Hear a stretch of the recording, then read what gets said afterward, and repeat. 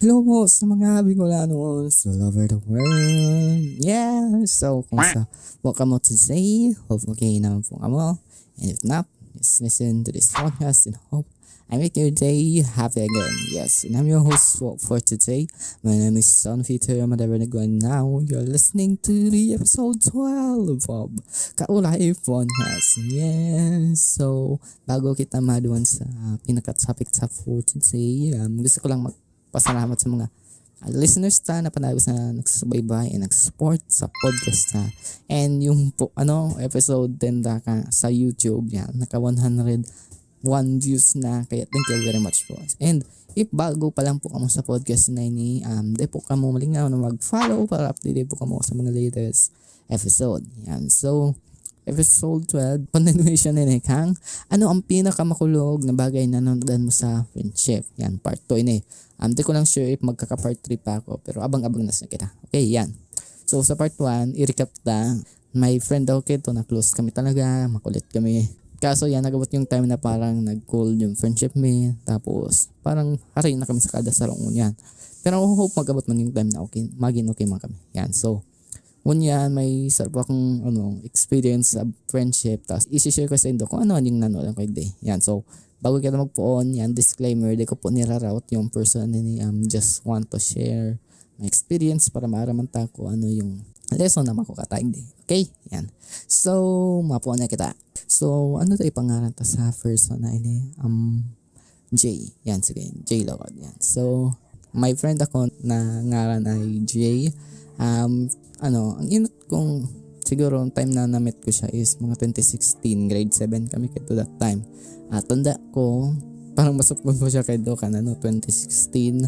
Tapos, nasa inuton siya ako dyan, doon sa classroom, sa Tukawan. Yan siya doon nakatukaw, tapos tuninungon talaga. Tapos, tanda ko kito, parang dahil siya naka-uniform. Yan. So, parang kaninot, medyo na-hesitate pa ako na magkipag-friend siya iya.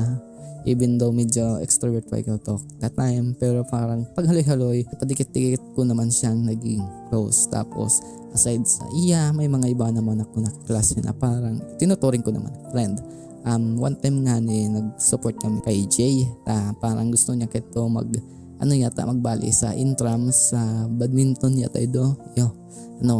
Parang nagdawan kami sa annex school, duman yata nalingon ko na term, basta mga mabali sa intrams, parang madumanda yan. So tapos nakaano na siya, parang pauli na ako, nagsakay na ako sa bus, tapos nag-wave kami sa kadasaro. Yan, so kung mahiling do okay yung friendship me, kaso biglang nabago ito. Yan, so in what way baka mahapot nindo gay ka di ko sure kung hado tagitibo ko nakipagpalit kaya ako kay Tony nga po dyan memory card. Yan, di ko alam kung hado taginibo kay to. Tapos one time di ko pala tinutuyo na kurap ko pala yung memory card niya.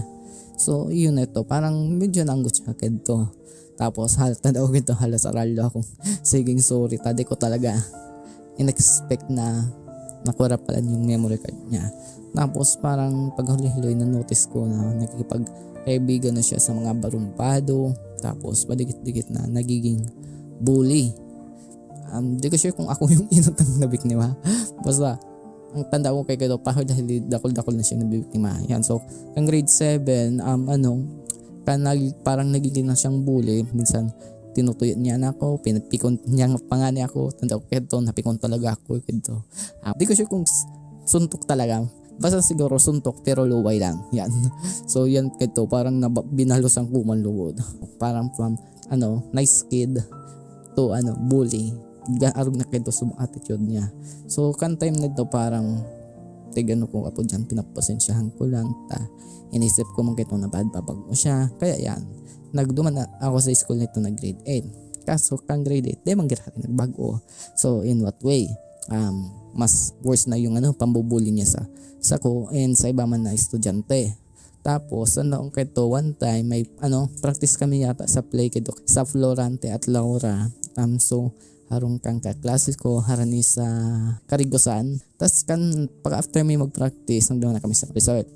Nasa gilid daw kito kang swimming pool. Tapos si Jay padang-hadang sa ko. Tapos day ko aram tinulak niya ako sa swimming pool. Bako man akong araw kay itong akin na. Grabe kasi rot. Kaya ito parang naano man ako kito. Tapos tanda ko ito medyo nagkulog si bitis ko ta. Bigla talaga sa pagtulak sa ko. Good thing ta hababaw lang sa swimming pool. Kaso yan parang after kan incident ko ito, habok ko nang magparairiba sa mga outing pagkaiba ang mga klase ko. Yan. Tapos tanda ko ito yung pinaka-worst na ginibo niya sa kutig. Para tago niya so bag ko. Patapos na kita sa school year, kan grade 8 na kami.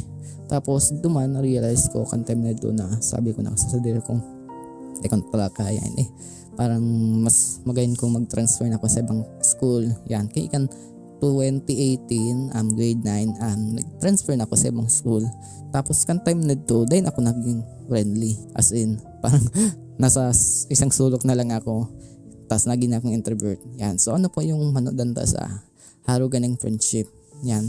So dito masabi pero may time yata na pwede yung friend na magbago. Depende sa kung paano siya nakikisama sa iba.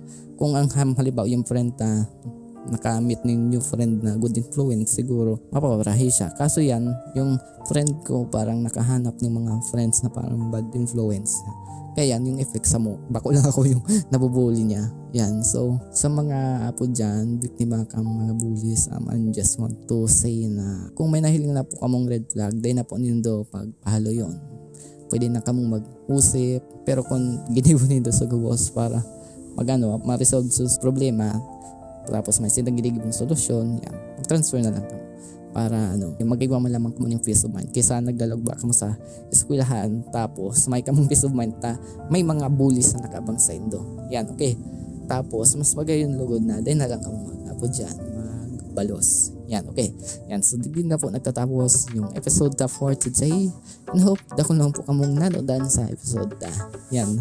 So ano po yung masasabi nindo sa episode i-comment lang po nito. Okay, yan. So I'm your host for today, your host, your friend, your best friend.